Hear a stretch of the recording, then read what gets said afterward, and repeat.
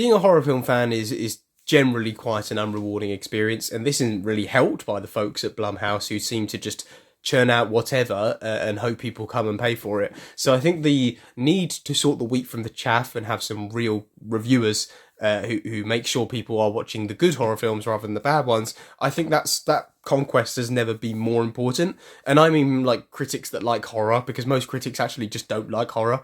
So, you know, someone like myself, I don't know.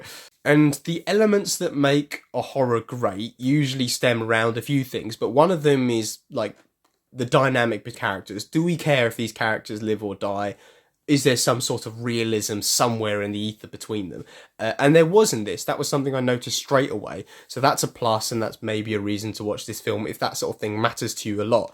The other thing, and this is probably the most important thing, especially for a Wolfman film, is that everything, like the thing that was meant to look great, did look great. I think it'd have been a real letdown if some of the key elements were created using CG, but then I also, on the contrary, don't think that was ever going to happen, because we are in an era now where people are really appreciating real prosthetics and real costumes. The horror itself, you know, the beating heart, the white knuckles, you know, I didn't find it that scary, and it's not like that hard to scare me if I'm really into it.